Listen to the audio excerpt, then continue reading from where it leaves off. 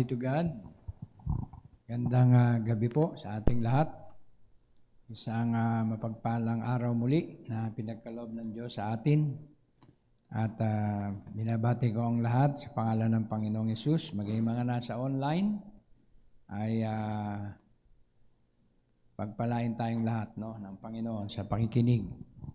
At siguro sa walang pagtatagal, buksan natin ang ating teksto. Matthew 13, verse 3. Tingnan natin ang Matthew 13, verse 3. Okay. Dito sa aking scripture.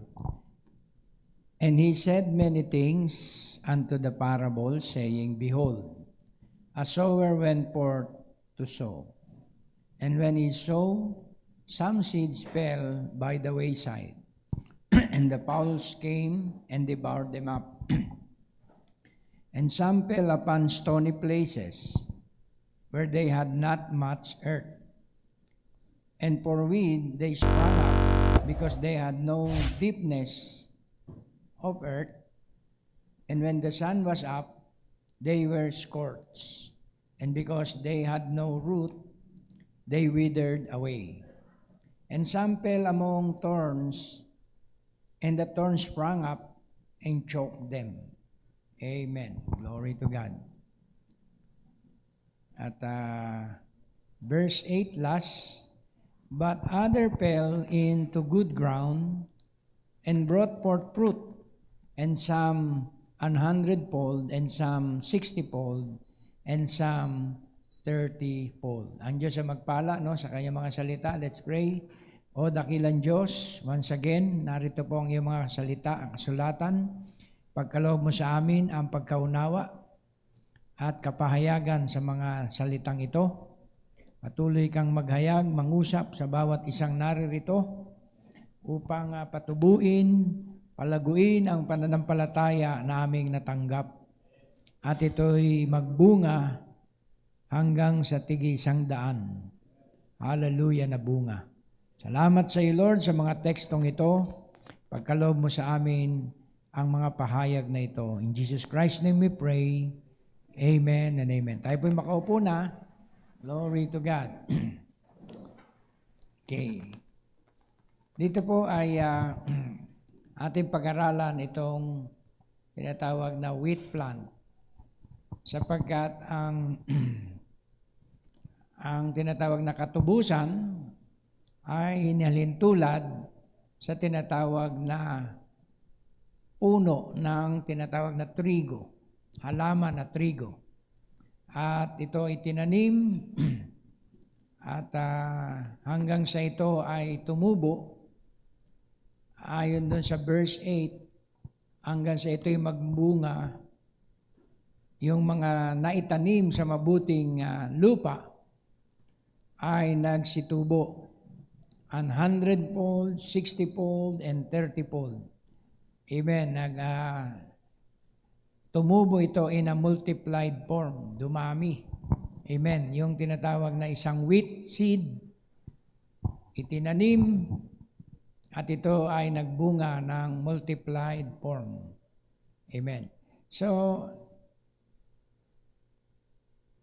okay.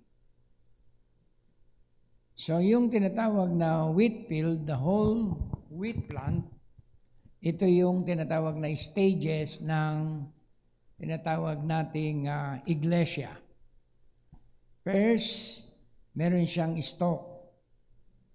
At ang stalk ay the main stem of plant, yung pinaka-unang tumubo. Then the next, the tassel, which is the head of some plant, especially a flower head. Yun tinatawag na mga namulaklak. Then the husk, or the dry outer covering of the seeds, or the outside part of the seeds. Yung pinaka-shell. Diba? The husk is the shell. Yun yung pinaka-matigas na parte. Diba? Yung covering. The fourth, the chaff. The chaff is the husk of a corn. or seed separated by winnowing or threshing. Ito na yung ipa, di ba, na nahiwalay. Kapag siya ay nagiik, dinaan siya doon sa tinatawag na winnowing, pagtatahip, magsiseparate yung ipa at saka yung butil. Amen. Then the pollen, which is the fine dust, like grains, discharged from the male part of a plant. Tinawag siyang pollen. So yan yung mga parts ng tinatawag na wheat plant. Now, dito sa quotation na ating babasahin, sabi rito, mga kapatid, to understand this subject, para maunawaan natin ang temang ito, even more clearly, it will now be wise to approach it from the standpoint of the church through the ages. Okay, tayo ay magpasimula doon sa pasimula ng iglesia sa mga kapanahunan. Up until now, we have been thinking in terms of removal of the names of individuals. Hanggang ngayon ay iniisip natin yung pag-aalis o pagbubura ng mga pangalan ng bawat individuals. Now we want to consider not the individuals, but the groups. Dahil ang tema natin ay tanim, halaman, pag hindi natin kinukonsidera yung individuals, kundi yung group represented in the church. So dahil ito ay church, okay, ang ating presentation ay tinatawag na groups represented in the church. Yung church na 2,000 years, di ba, nagkaroon siya ng tinatawag na maraming mga grupo. Amen. To do so, we will liken the church through the ages to the wheat plant.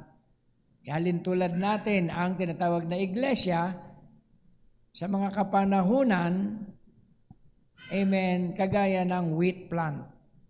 Now, a grain of wheat is planted to the end that a single grain of wheat will reproduce and multiply itself through a certain process.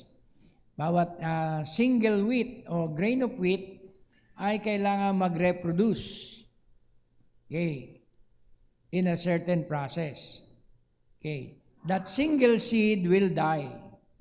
But in dying, the life that was in it will come up into a plant, which in turn will be the bearer or the carrier of that life, which is to come back to originality in a multiplied form.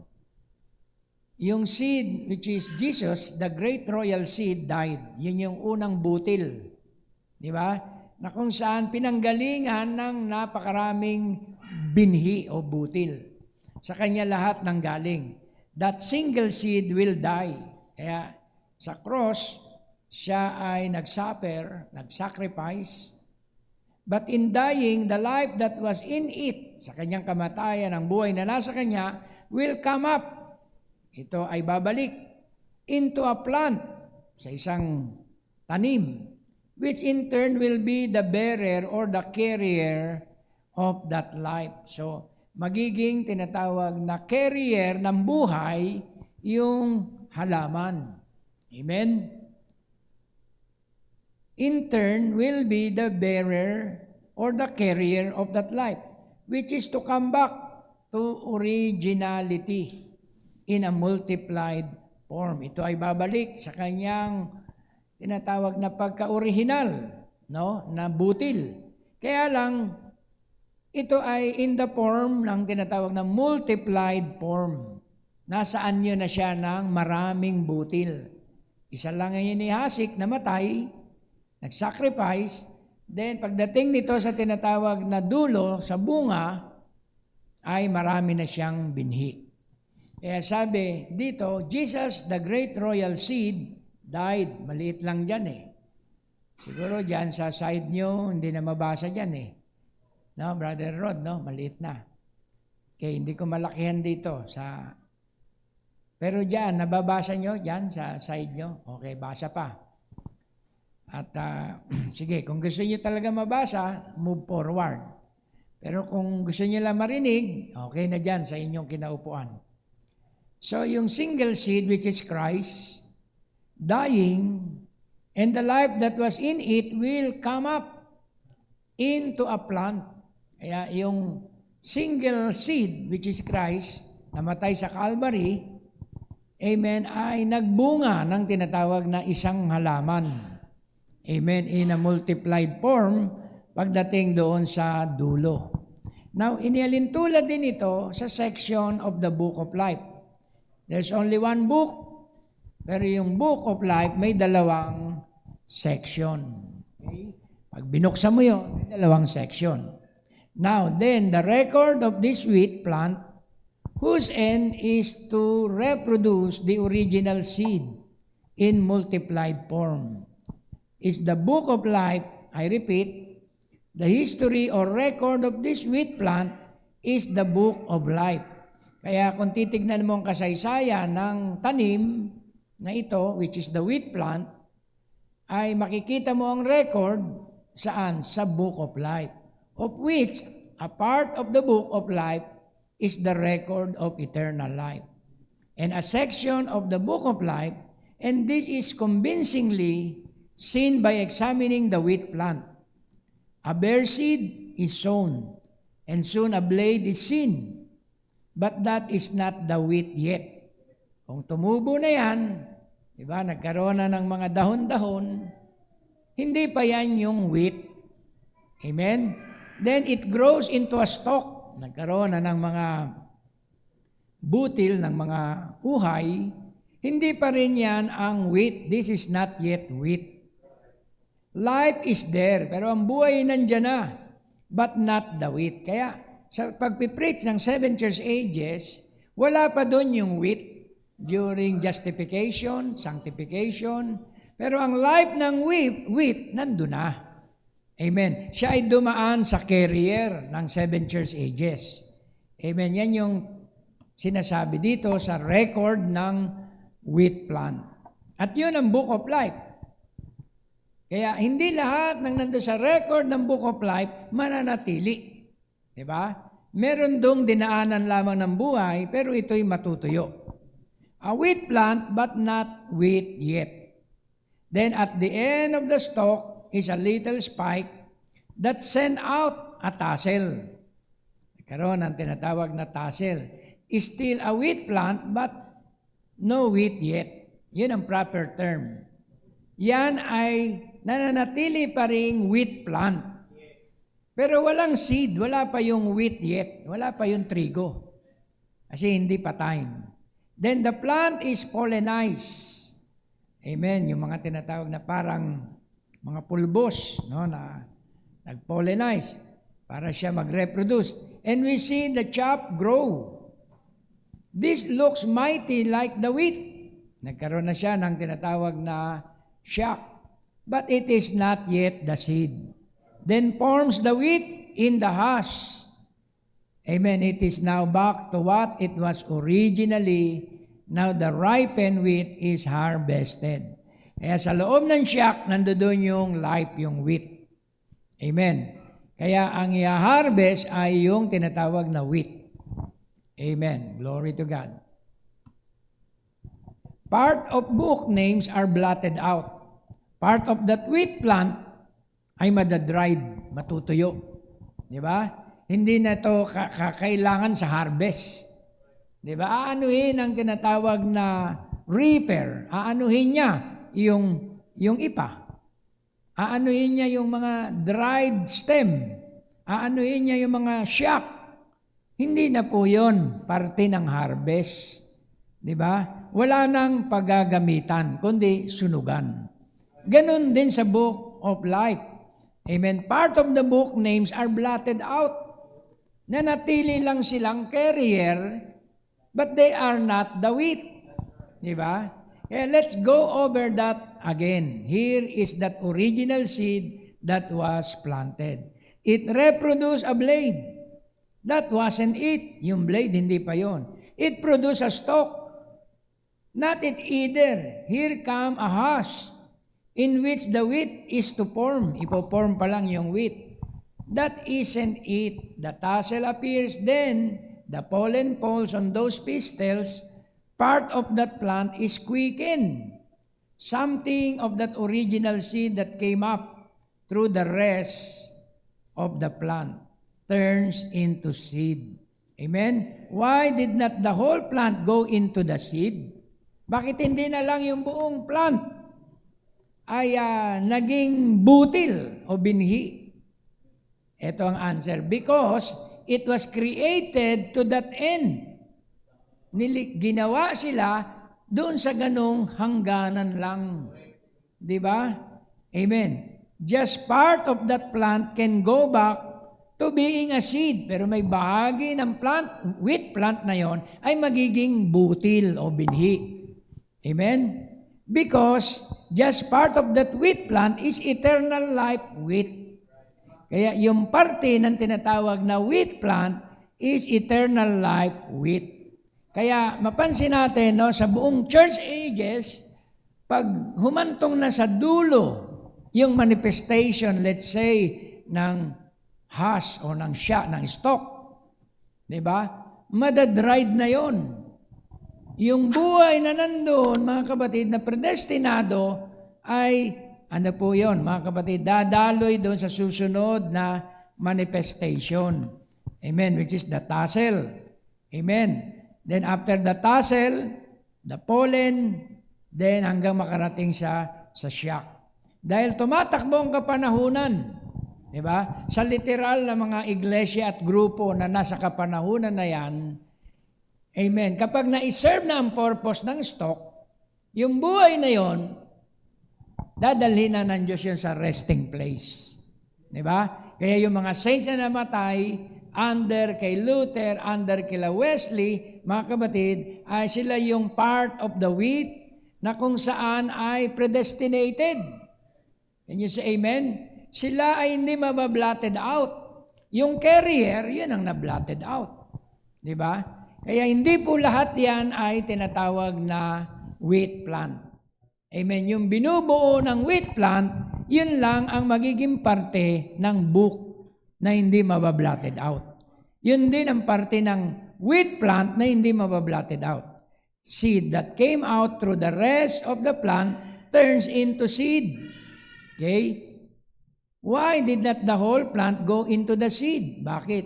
Because it was created to that end.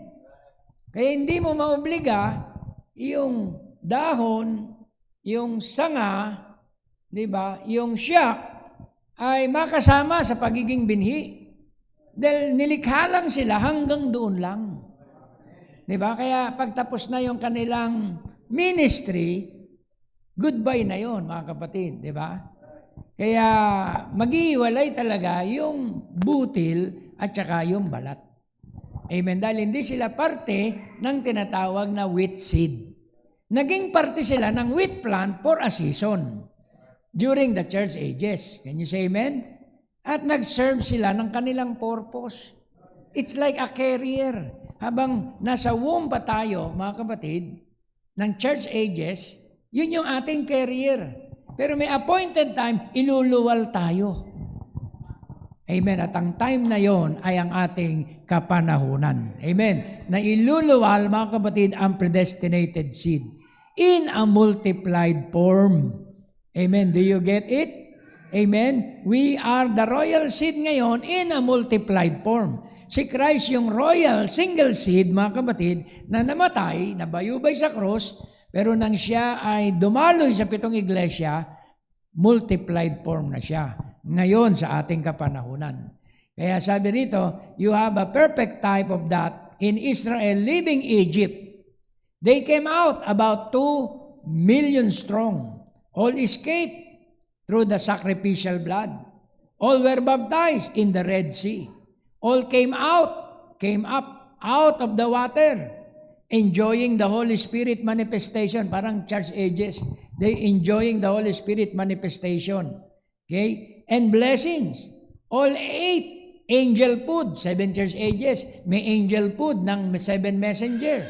Pinapakain sila ng angel food. Diba? All drunk of the wrath that followed them.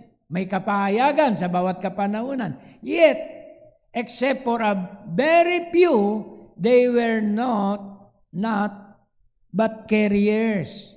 For the children who should follow them and go into Canaan land, all Israel is not Israel. Kaya sinasabing ganoon, all Christians are not Christians, di ba? Kaya yung iba, they only called by titles. Amen. Sila yung mga natuyo, di ba? Yung mga carriers na yon ay mga natuyo. Amen. Kaya sabi, not all wheat plant are part of the seed. Ganun din mga kapatid sa Book of Life. Thus the grain of wheat that became a plant for the harvest is the record of the church. Kaya yung record of the church, 2,000 years, church ages. Yun ang record ng church. Meron dong shock, merong stem, merong tassel, di ba?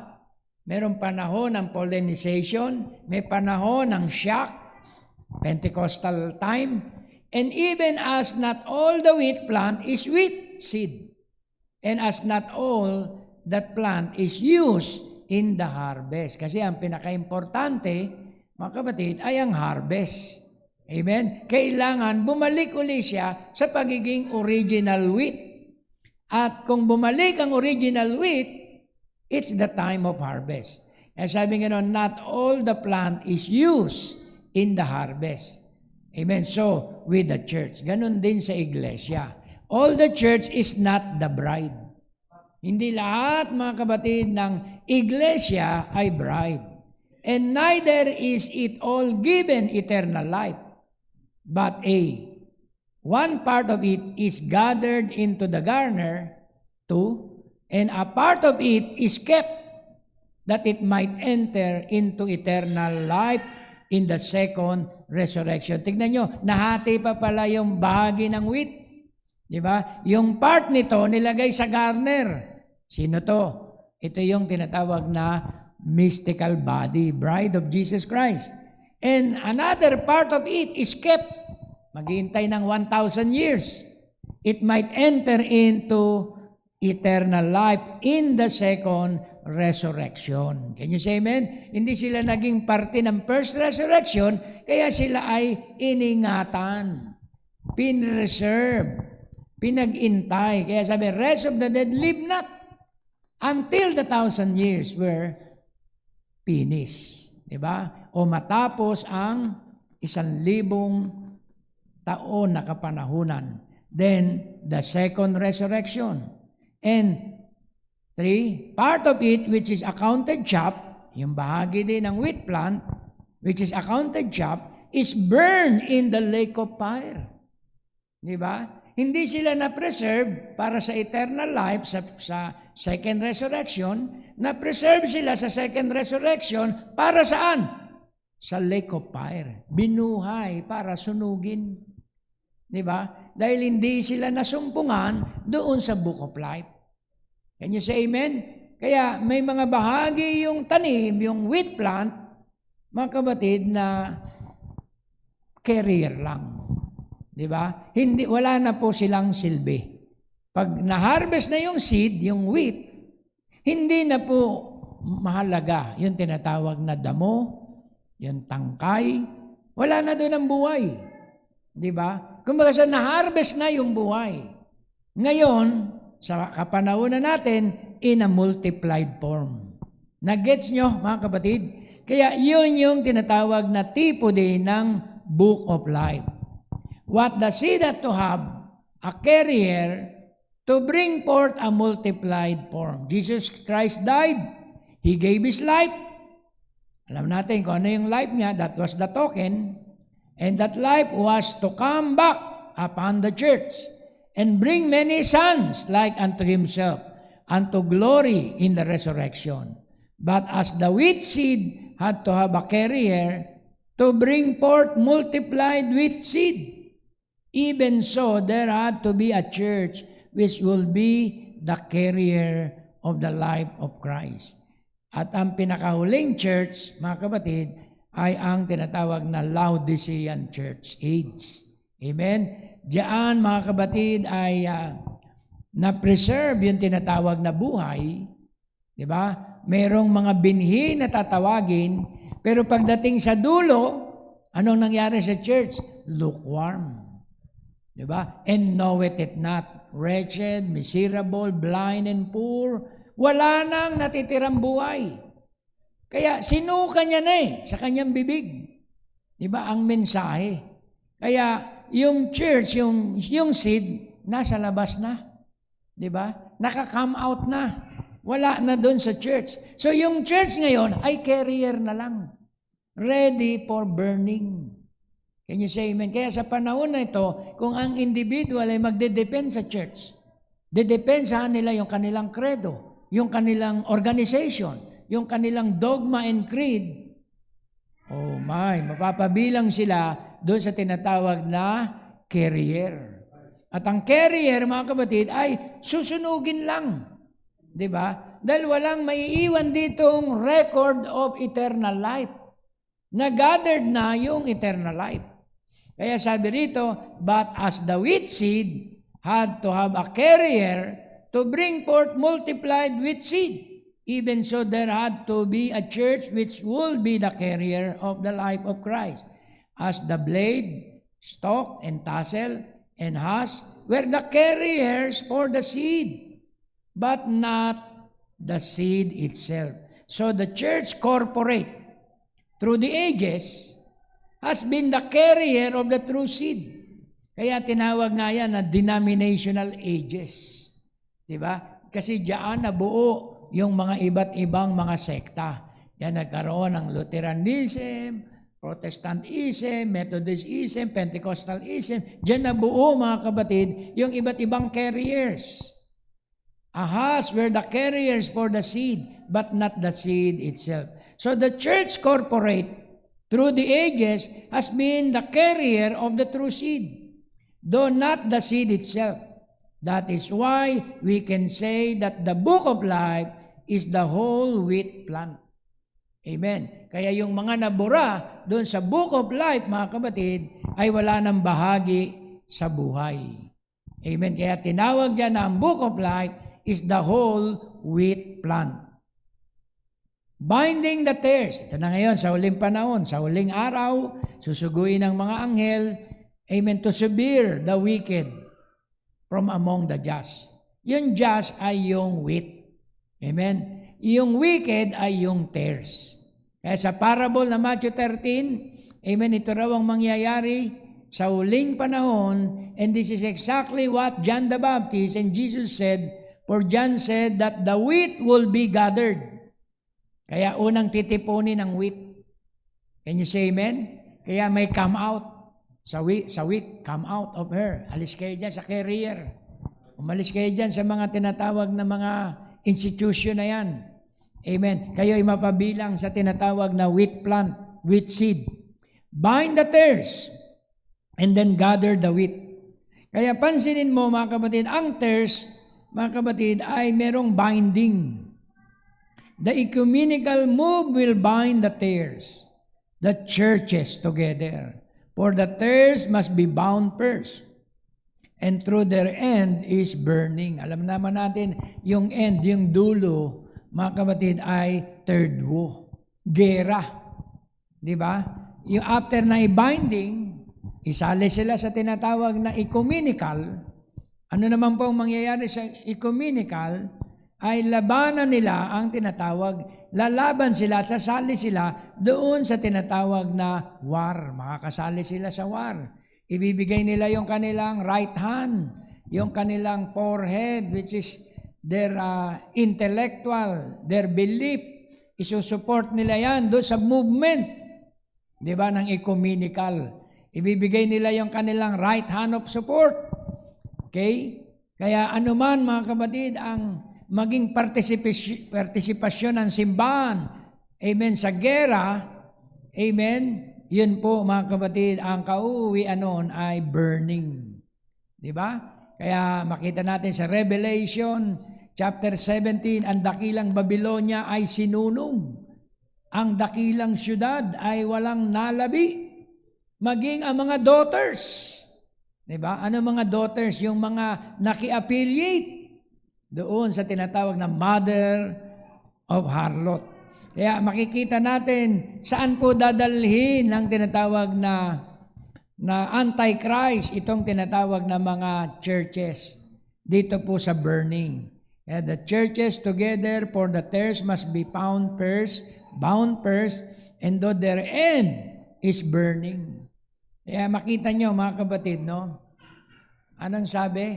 10,000 times stronger yung SAR bomb ng Russia doon sa Hiroshima.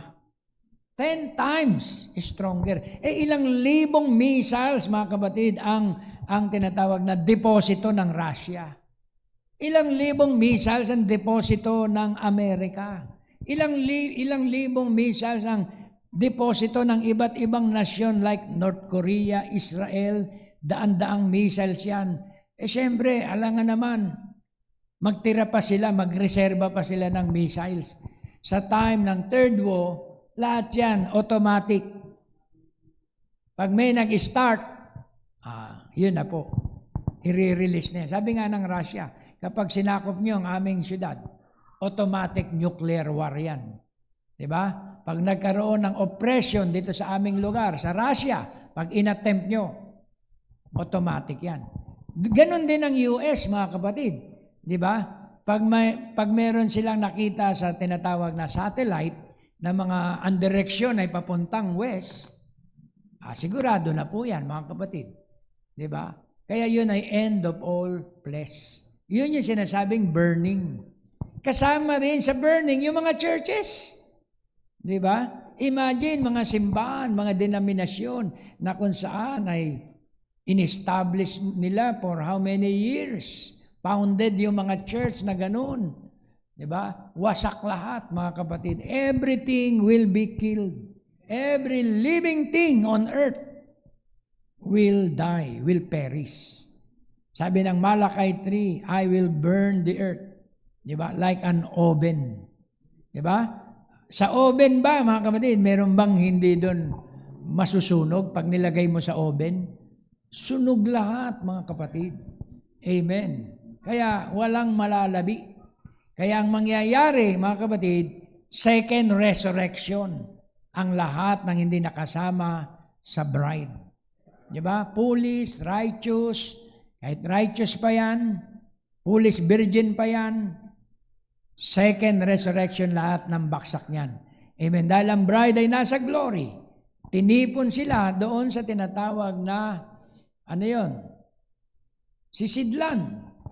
Amen. Pero yung mga churches, ginathered para sa isang burning. No account can it be presumed that God waiting until the end of the ages to see who are the seed. Hindi po mag-iintay ang Diyos para malaman niya lang kung sino yung lilitaw na maging seed. Ang mga seed, alam niya na. Kasi Diyos siya sa kanyang pag-iisip. Kung sino man ang member ng bride seed, alam na po ng Diyos. Can you say amen? Kaya nga sabi, unbelief does not hinder God. Paano kung may hindi sumama dyan sa bride na yan? Hindi makakahadlang. Sabi niya, unbelief does not hinder God. Kasi alam din ng Diyos, ang lahat ng tumalima ay binhi. Ang lahat ng napasama sa katawan, o doon sa body, o doon sa tinatawag na certain qualified group, ay yun ang bride seed in multiplied form. Amen? Hallelujah. Kaya, in concluding this subject for this time, let me refer to a statement made at its beginning, wherein I said that not one scripture spoke of the Lord presently compiling a record of names. Hindi po yon literal names. That is indeed so. However, there is a scripture pointing a future compilation. It is in the 87th of Psalm.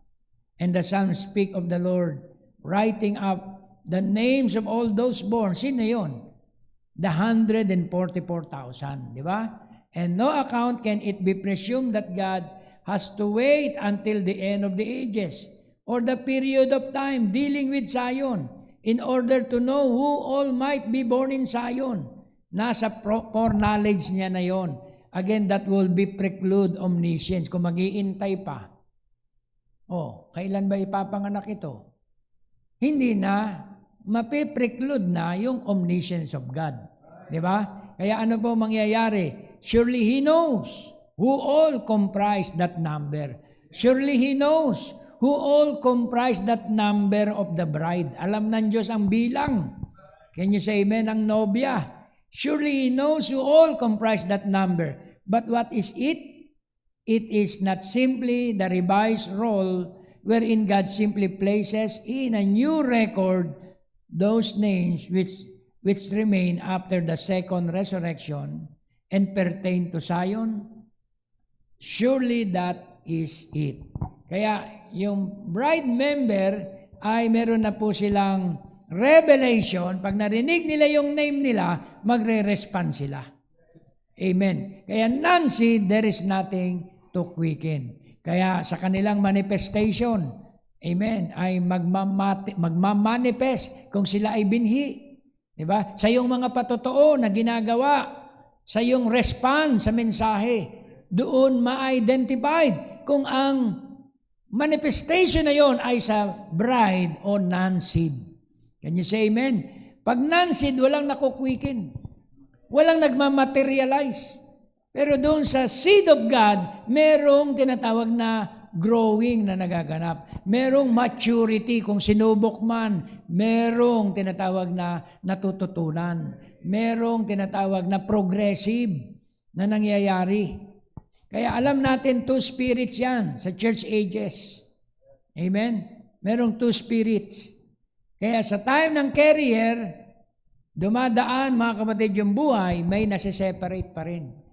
Kahit kila Luther, may naseparate. Amen. Ang pag-aralan natin, ang Age of Reformation, meron doon mga tinatawag na make-believer. Sumama sa grupo ni Luther. Sumama.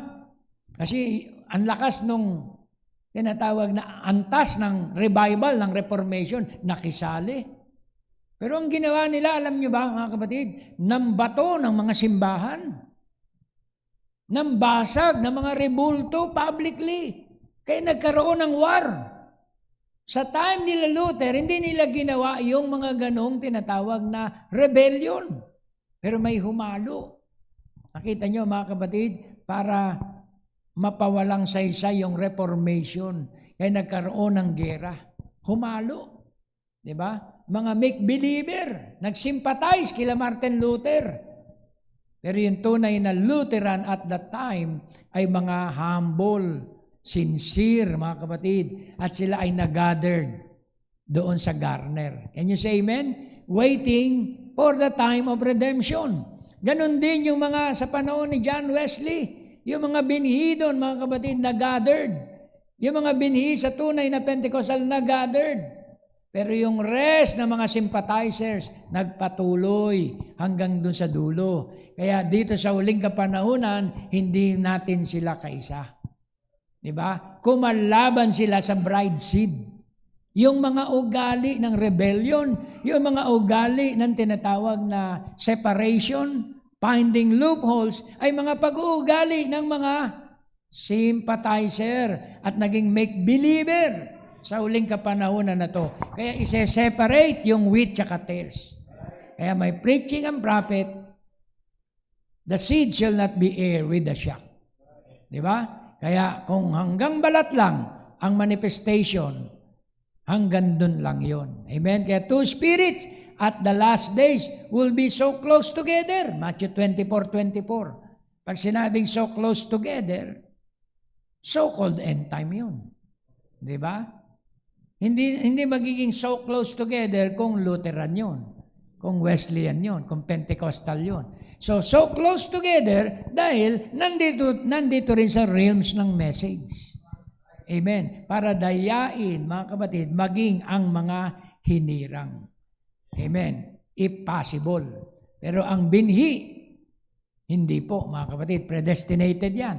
Kaya sabi nga now that stalk don't look nothing like a seed, neither does the tassel look like a seed, but notice now, not in Luther's day, but in the last day. Kaya ang imamanifest mo ay hindi itsura ng stock, hindi itsura ng tassel, hindi itsura ng shock o hash, kundi itsura ng butil, ng binhi. Kaya the bride of Christ is the literal spoken word seed bride. Kaya ang imamanifest mo ay literal spoken seed word bride. Amen. Word ka rin. Can you say amen? Kung si Kristo ang word, ikaw din ay word. Kaya lang in feminine tayo designation. Si Kristo ay word in masculine designation. Kaya pag magkasama yan, yung masculine and feminine, ang minamanifest po mga kapatid ni Kristo ay kabuuan, family. Amen. Kaya kung ako lang ang nire-represent ko, syempre minor God, under God. Individual, local, minor God, under God. Pero pag kabuuan na po, amen, ay tinatawag, nire-represent niya ay si Kristo. Male, female. Can you say amen? Kaya sa panahon, mga kapatid, ng tinatawag na journey, sa panahon ng paglalakbay, sa panahon ng process, amen, kailangan humble ka dito sa panahon na to. Amen. Para makita mo yung kabuuan ng mensahe. Kasi yung tinatawag na shock, magmamataas. Magli-lift up yung shock. Para pagkamala na siya yung seed. Pero yung seed, gagano na yon. Yuyukod na yon. Pag hinog na po yung seed, yung wheat seed, gagano na yon. Ready for the harvest. Golden brown na siya. Diba? Yung shock, ganun, smarty pa. Pop up. Diba? Yan yung mga manifestation ng tinatawag na shock. Pero yung seed, kapag ready na for the harvest, yuyukod na yan. Diba? The way up is the way down. Tinuturo niya lagi yung kamatayan. We die daily. Amen. Kaya yun ang mangyayari. Kaya it's coming more like the grain all the time. Kaya the husk is more like the grain. Kala mo talaga, totoong seed o wheat. It's coming more like the grain all the time. The one that went in the ground. And when it comes forth, the stalk, it's got life in it. But it's sure it isn't the grain. Comes forth the tassel, the pollen, it still isn't the grain. And then it comes forth the husk, yung pinakahuli na. And it's just in the shape of the wheat. Nasa shape na siya ng wheat. Just exactly like the grain of wheat. But yet, it isn't the wheat. Kaya mag-ingat tayo dyan sa huling kapanahunan na yan. Hindi po lahat ng gumagamit ng coat. Hindi lahat na nagsasabing bride kami, bride kami. Meron din pong mga false bride. At ang true bride of Christ is the literal spoken seed word bride. At sila yung wheat. Kaya sabi rito, carriers failed. Multitude failed. Kaya saan to failed? Sa doctrine, sa sablay to.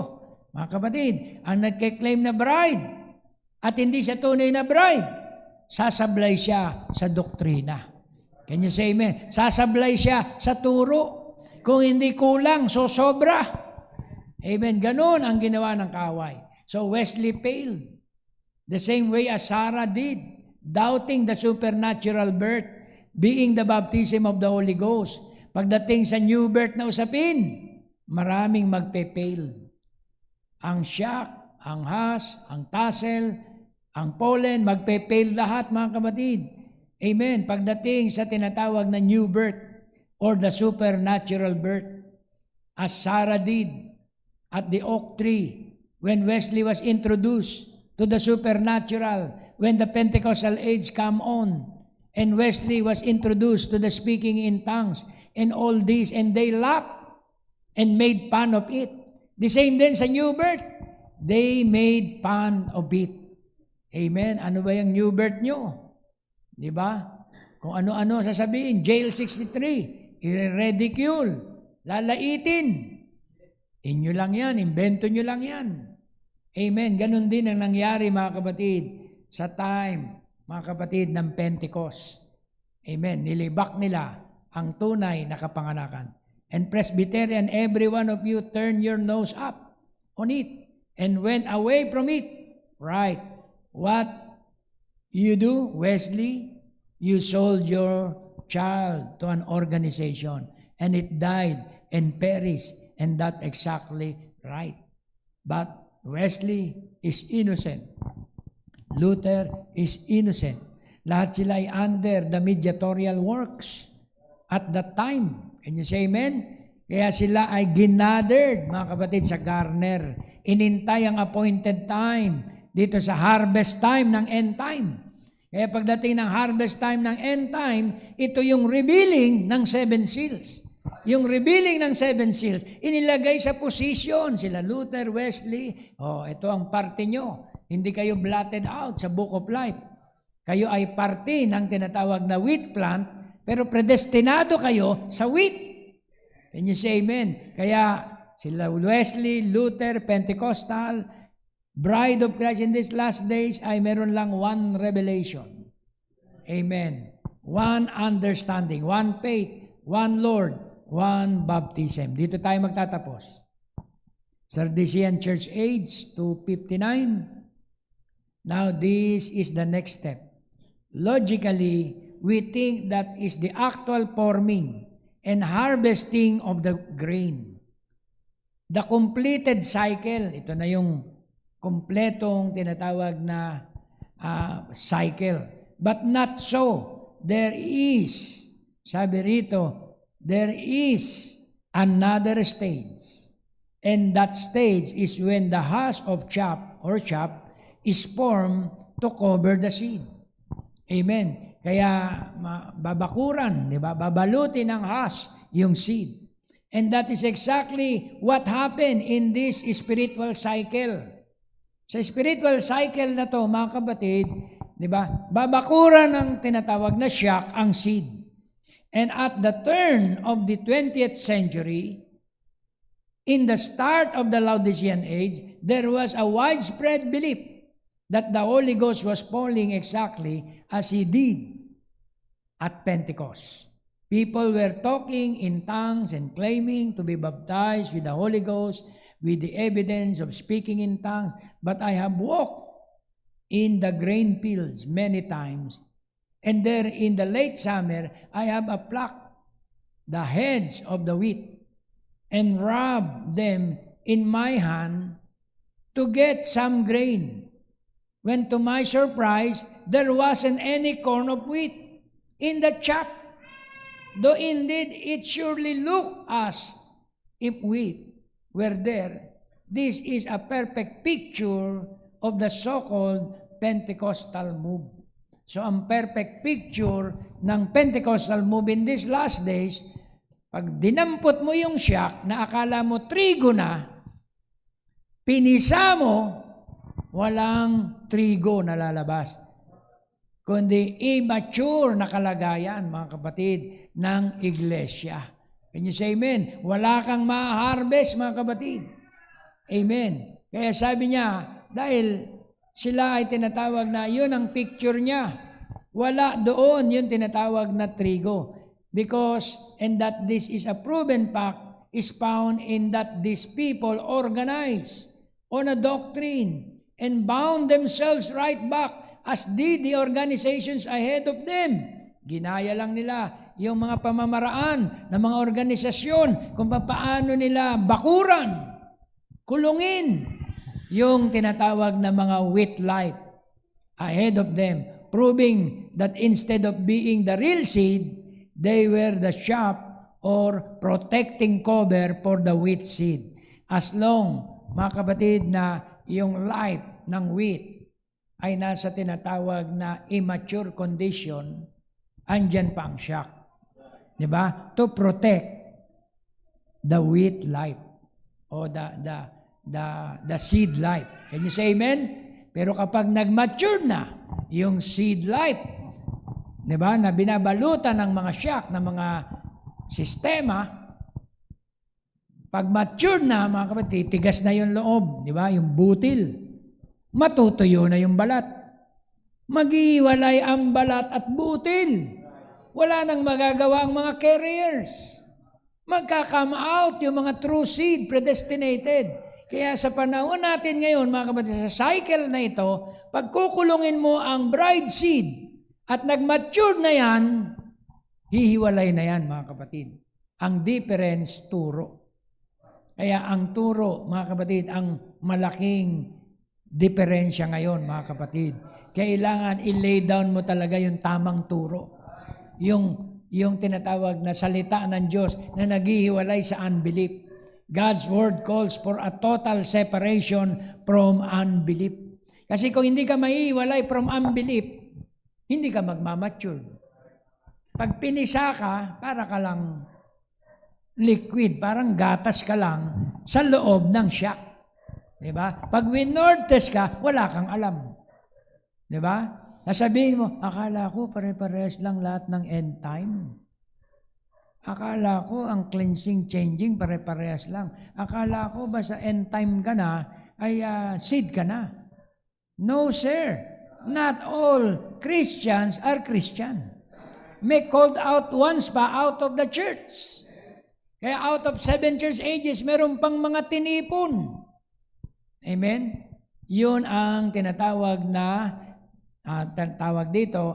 multiplied form ng many-membered bride of Christ. Kaya the chop stage was the danger period. Yun daw ang danger period, yung chop stage that Jesus spoke of. Matthew 24:24, the danger period is the deceiving the very elect, if it were possible. Paano ka madadaya kung ang magsishare sa iyo, Baptist? Hindi. Kung magsishare sa iyo, Methodist, Pentecostal denomination, hindi ka madadaya. Ang makakadaya sa iyo, nasa cycle na, mga kapatid, ng Finis cycle, which is the end time movement. Diba? Nandiyan dyan yung tinatawag na Matthew 24:24. Deceiving the very elect, if it were possible. O man, felt that this has, the so-called Pentecostal age, was the true seed, but it proved to be just the carrier to carry the life over in the age, in which the true restoration comes and the wheat bride is manifested in the power of the spoken word. Pagmamanifest siya doon sa kapangyarihan ng salita. So the wheat bride is manifested in the power spoken of Ezekiel 47:2 and 5. Paano daw magmamanifest yun?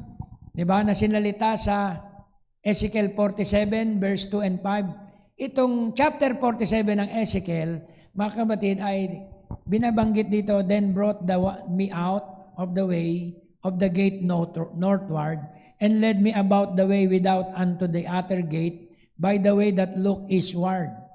Amen. And behold, there ran out waters on the right side, yung living waters of life, dumaloy. And when the man that had the line in his hand went forth eastward, he measured, sinukat, 1,000 cubits, and he brought me through the waters, and the waters were to the ankles. Panahon to ng restoration. Diba? Sa panahon, let's say nila Luther, hanggang ankle pa lang ang tubig. Diba? Pagdating nung tinatawag na another 1,000 cubit, the waters were to the knees, hanggang tuhod na. Marahil panahon nila John Wesley o panahon ng mga reformers. And he measured 1,000 and brought me through the waters were to the loins, mga Pentecostal, loins na. Afterward, he measured 1,000 and it was the river that I could not pass. Kaya pagdating ng opening ng seals, di ba yung tinatawag na living waters, hindi mo na matawid. The waters were risen, waters to swim in, and the river that could not be passed over. Kaya kung ikaw ay hanggang denomination lang, hindi ka makaka-cross over. Hindi mo matatawid yon, mga kapatid. Can you say amen? Only the elect, the predestinated bride, will manifest the power. Amen? Kaya sila lang ang tinatawag na makaka-appreciate. Di ba? Sila lang yung makaka-crossover. Di ba? Doon sa tinatawag na gate, doon sa promised land. Amen. Kaya sabi, are you in the land now? Amen. Enjoying the hidden manna. Amen? Tayo ay nandoon na sa lupain. Yes. Ini-enjoy, mga kapatid, ang hidden manna. Kaya yun po ang panahon natin, mga kapatid. Yung mga nakatawid na, nag-i-enjoy na sa revelation. Pinamumuhay na nila ang mensahe. Hindi bilang carrier, kundi with seed. Kaya sila na yung literal spoken word seed bride. Minamanifest na nila yung literal manifestation ng pagiging binhi. Kaya sila ay tinawag na the royal seed of Christ in a multiplied form. Marami na, mga kapatid. Nagbunga na ng tig-100, tig-6 na po. Kaya ang bride of Christ ay fruitful ang kanyang manifestation. Kaya sabi, the works that I do, you shall do also. And greater things than this shall you do. John 14:12, ang kanyang minamanifest. Merong greater works. Diba? Greater works mean more works. More time. Diba? Ang ibinigay ng Diyos, mga kapatid, sa bride of Christ in these last days. Hindi po higitan. Hindi pantayan. Hindi agawin ang kaluwalhatian. Kundi i-reproduce yung more works ni Christ through the spoken word member. Can you say amen? Kaya hindi po yun mai-impersonate. Dahil sila ay laging lalakad sa salita. Dahil sila yung salita. Can you say amen? Hindi sila magdi-deviate kahit 1 iota. Hindi sila mag-iimbento na. Hindi, ganito yan, ganito yan. Hindi, mga kapatid, lalakad lang sila kung ano yung tinatawag na thus saith the Lord na sinalita ng Panginoon. Can you say amen? Hindi rin sila, mga kapatid, makukulong ng carriers. Kasi umiwalay na sila sa carriers eh. Diba? Na-separate na sila doon sa shock. Can you say amen? Naganap na sa kanila yung come out. Naganap na sa kanila yung separation. Kaya sila ay mananatili na lang sa garner. Para saan, mga kapatid? Sa harvest. Kaya purihin ang ating Panginoon, no? Tinipo po sa wheat plant ang book of life. May parte ng record sa book of life mabablatted out. Ito yung mga carriers lang. Ito ay parte lang ng shock, ng stem, ng tassel. Pero yung wheat life talaga, igagather diyan sa garner. Kaya pagdating ng tinatawag na first resurrection, yung mga namatay na saints sa mga ages, sila ay mabubuhay. Yun, dinat na naman ang buhay ng Panginoon. Sa uling panahon na to, sila ay iba body change. Together with the dead saints. Amen. Para saan? Amen. Para sa millennium. And the rest of the dead live not until the 1,000 years were finished. Meron pa palang rest of the dead. Ito yung ang ilan ay namatay. Diba? Sa mga ages na righteous. Ang ilan ay namatay sa great purging ng great tribulation, pero hindi dininay ang salita ng Panginoon, di ba? Pinanatili nila na yung garment ay hindi ma-defile, hindi sumamba sa Antikristo, mga naging martir, pasok sila sa white throne judgment. Do you believe that? At doon pa lang, mga kapatid, ibibigay yung buhay sa kanila. Kayo yung multitudes. Hindi man napasama sa bride, pero kayo ay naging kasangkapan ng bride. Eto sa inyo ang buhay na walang hanggan. Can you say amen? Pero yun na blotted out sa book of life. Wala na pong pag-asa yon, mga kapatid. Kasi wala sa record. Can you say amen? Kaya kailangan, mga kapatid, ang patotoo, ang turo, ang manifestation, dapat nasa record. Pag nawala sa record, mga kapatid, paano makakabalik sa buhay? Amen. Kaya purihin ang ating Panginoon. Hallelujah. Ito pong tinatawag na wheat plant ay tipo ng book of life. May mabablatted out, pero merong mananatili. Kaya ang nanatili ay magiging bahagi ng first resurrection. Kaya hindi tayo nagtuturo dito ng alternative way. Paano kung maiwan? May chance pa yan, pastor. para sa foolish virgin. Hindi na po natin tinitignan yung by chance na salvation. Kung certain ka sa faith mo, yung redemption na tinanggap mo ay certain. Amen? Can you say amen? Certain ka doon na ikaw ay aagawin. Diba? Kaya itinuturo sa atin ang rapturing faith. Ang lahat ng royal seed of God ay may rapturing faith. 100% doon ang ating tinatawag na bahagi. Do you believe that? Kaya kakaunti lang mga kapatid ang predestinated seed. Amen. In a multiplied form. Nadadatnan ng Diyos na buhay sa kanyang ikalawang pagparito. This world is falling apart. Wala na pong magandang pag-asa. Gaganda pa ba ang politiko? Sa tingin ko, hindi na. Gaganda pa ba ang buhay sa panahon na to? Yayaman pa ba kami? Uunlad at aasensyo dito sa henerasyon na ito? Amen. Kung maaring umunlad ka man, umasenso ka man, pero ikaw ay controlled ng tinatawag na beast. Amen. Controlled ka ng tinatawag na gobyerno ng tinatawag na Antikristo. Dahil ang galamay nila nag-i-spread na. Amen. Can you say amen? Kaya may mga bansa nagre-ready na. Di ba? Ang Thailand, nagre-ready na sila sa El Nino. Di ba? Dito sa Pilipinas, paisi-isi pa. Puro politiko pa ang pinaglalaban. Di ba? Pero yung ibang bansa, worried na sila. Nag-iimbak na sila ng tinatawag na life support.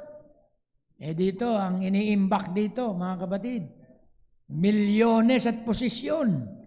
Diba? Nag-aaway-away, mga kapatid, na tinatawag na paksyon. Amen. Alam nyo, mga kapatid, bilang tinatawag na good citizen ng Pilipinas, amen, ako po ay bumoboto pa rin. Pero napansin ko, this world is falling apart. Can you say amen? Hindi na po siya bubuti. Mapa-leftist ka o rightist, ang dulo nito, this world is falling apart. Wala kang pagpipilian. Can you say amen? Kung sa side ka ng US, BBM side, mapapasama ka lang sa gera. Di ba? Sa gera na to, dito sa tinatawag na Asian War.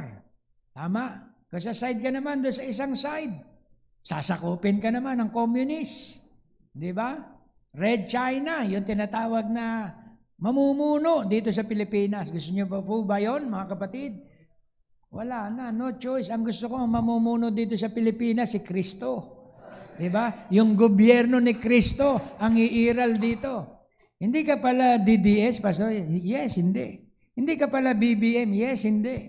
Ako ay Christ citizen. Can you say amen? Why? Mga kapatid, yung Christ citizen, si Kristo ang tinataas.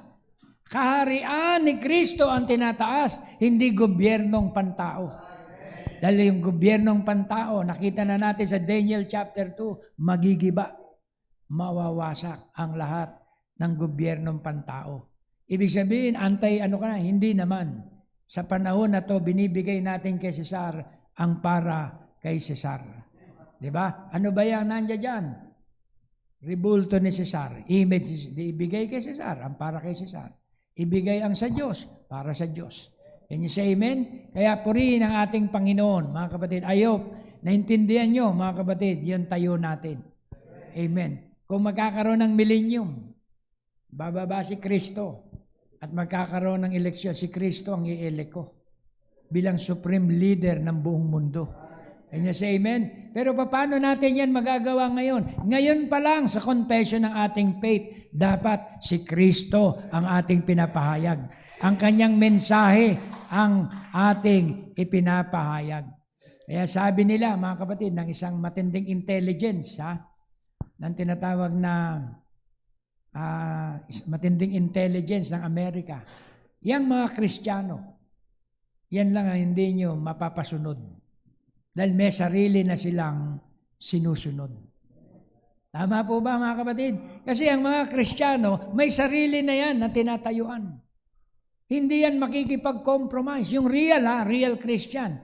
Pero yung mga shock, yung mga carriers, makakasama pa nila to. Makakaisa pa nila to, mga kapatid. Magagamit pa nila to, mga kapatid. Kaya purihin ang ating Panginoon. Wala nang patutunguhan. Lahat ng mga higanting kumpanya, mga kapatid, meron niyang koneksyon sa tinatawag na sistema ng gobyerno. Mayroon niyang koneksyon sa mga politiko. Kaya para isulong yung kapakanan ng isang negosyo, di ba? Meron po yang connection. Alam niyo na ang ibig sabihin ng connection. Pag walang connection, walang tinatawag na suporta. Babaksak yung negosyo mo. Kaya yung may control, mga kapatid, sa mga namiminuno ay mga higanting negosyante. Para hindi po ma-deprive, para magkaroon ng karapatan at tinig. Amen. Yung kanilang higanting mga kumpanya. Politiko lang po yan, mga kapatid. Kaya magtiis muna tayo, 'di ba, sa mga bills na talagang, 'di ba? Kamot ulo ka talaga sa mga bayarin, pagtaas ng lahat ng bilihin. Pero I believe yan ay parte ng scripture. Yan yung purging. Yan yung groaning. Kasi kung walang groaning na nararamdaman ka, ay baka hindi ka tao. Kasi ang tao, ang lahat ng tao, may groaning. Akala nyo, mga billionaire, trillionaires, wala din silang groaning, yung mga elite. May groanings din sila.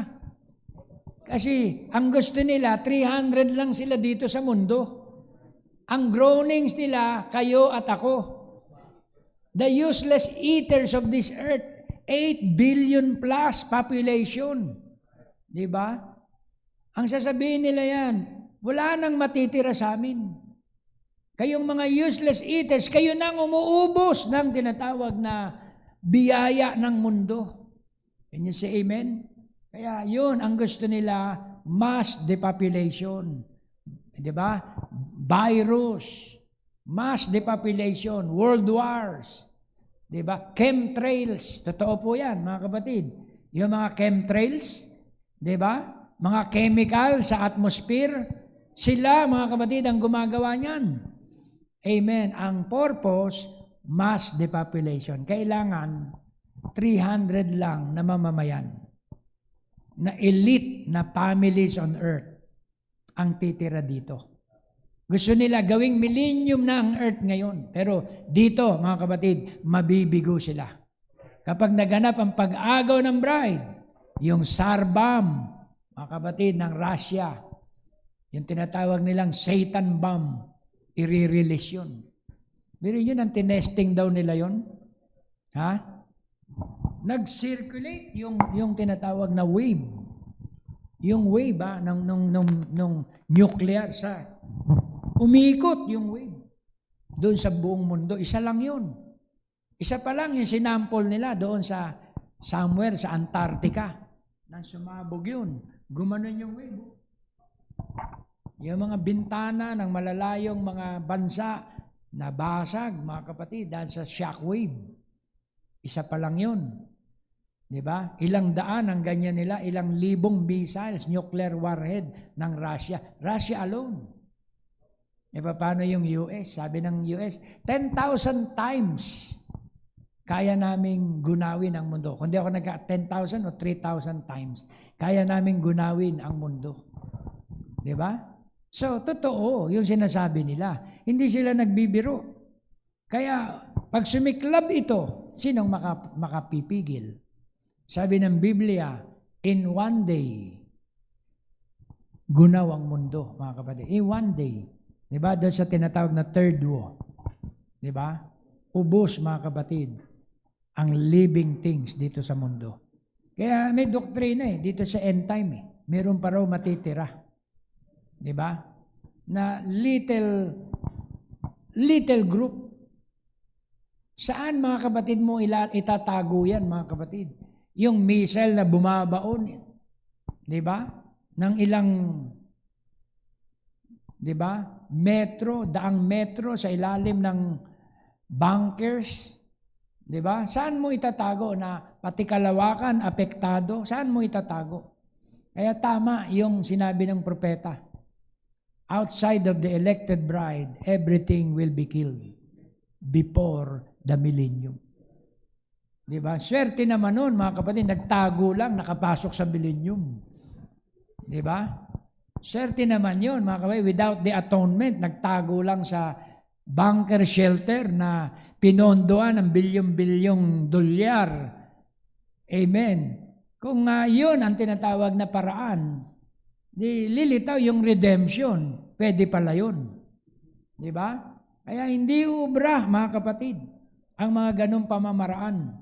Amen. Hallelujah. Para tuparin ng Diyos ang kanyang salita, i-raise niya ang ensign, at ang ensign sa mundong ito ay ang mga bride na overcomer na hindi nakatikim ng kamatayan because before na mangyari ang Third World War, merong caught up. Diba? Caught up. At after ng World War, bababa. Amen? Titira sa millennium.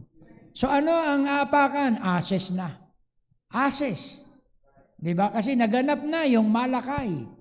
Diba? Na God will burn us an oven dito. At yung magiging stable sa kanilang mga paa ay mga naging dayami, naging abo.